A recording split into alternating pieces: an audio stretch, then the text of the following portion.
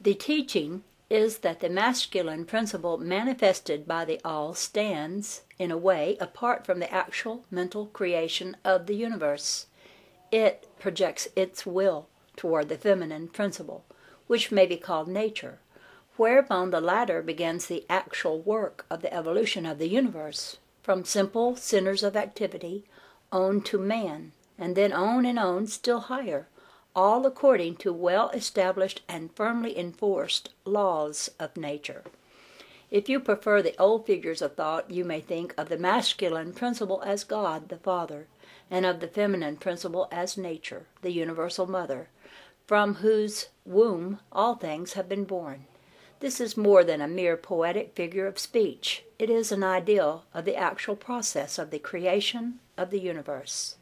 But always remember that the all is but one, and that in its infinite mind the universe is generated, created, and exists. It may help you to get the proper idea if you will apply the law of correspondence to yourself and your own mind. You know that the part of you which you call I, in a sense, stands apart and witnesses the creation of mental images in your own mind.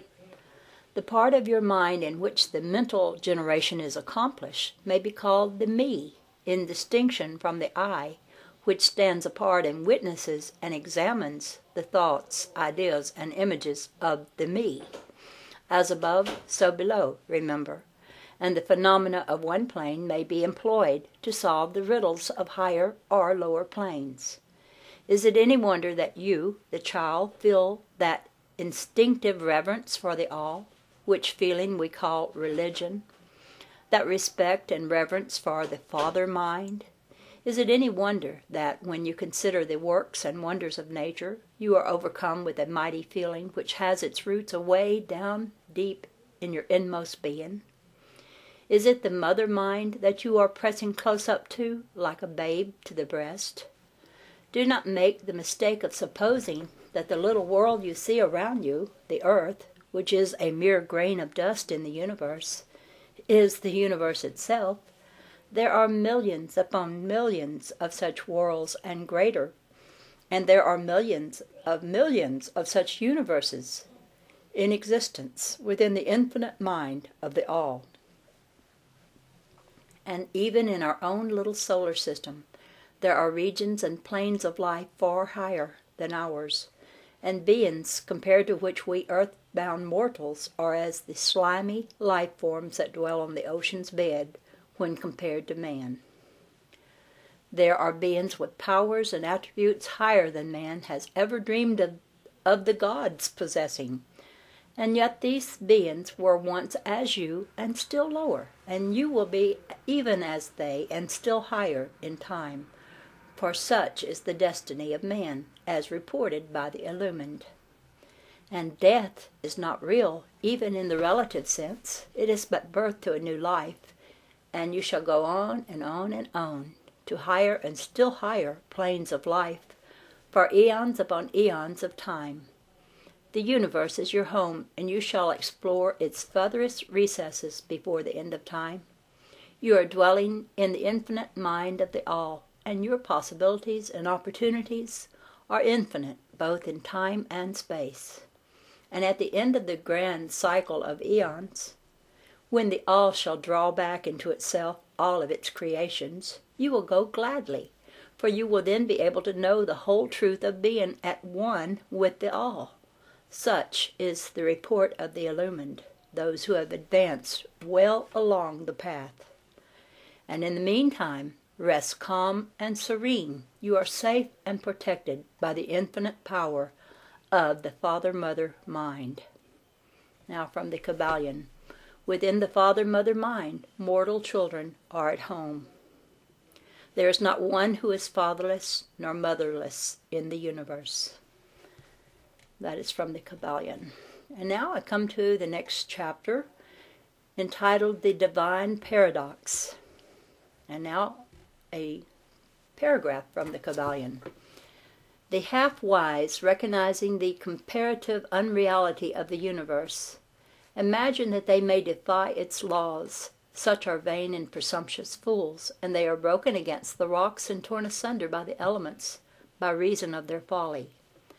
The truly wise, knowing the nature of the universe, use law against laws, the higher against the lower, and by the art of alchemy transmute that which is undesirable into that which is worthy, and thus triumph. Mastery consists not in abnormal dreams, visions, and fantastic imaginings, or living, but in using the higher forces against the lower, escaping the pains of the lower planes by vibrating on the higher. Transmutation, not presumptuous denial, is the weapon of the master. And that is from the Kabalion. Then, to read on, this is the paradox of the universe, resulting from the principle of polarity, which manifests when the all begins to create.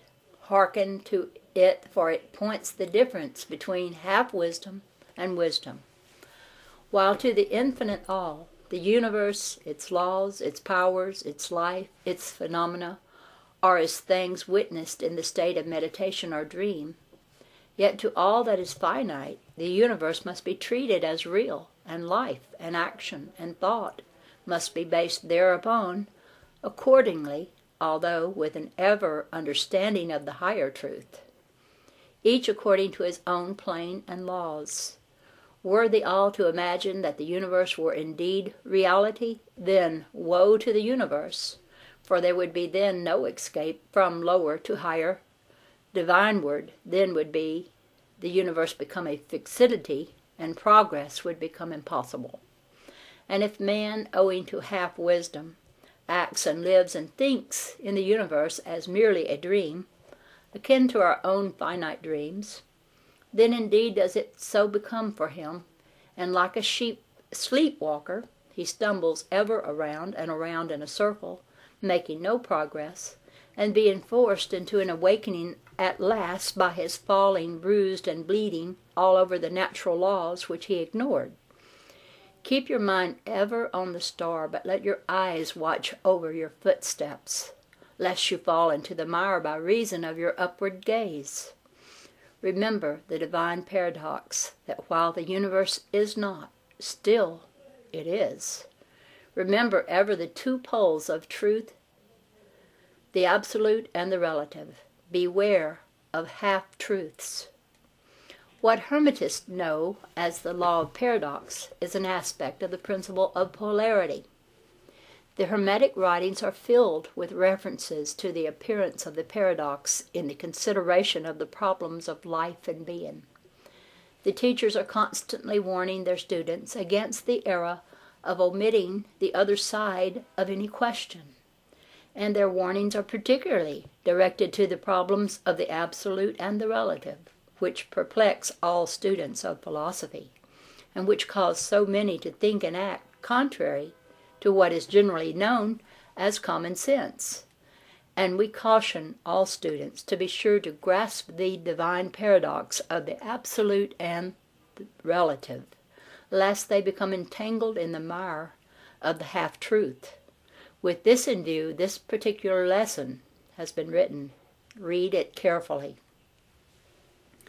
The first thought that comes to the thinking man after he realizes the truth that the universe is a mental creation of the all is that the universe and all that it contains is a mere illusion, an unreality against which ideal his instincts revolt.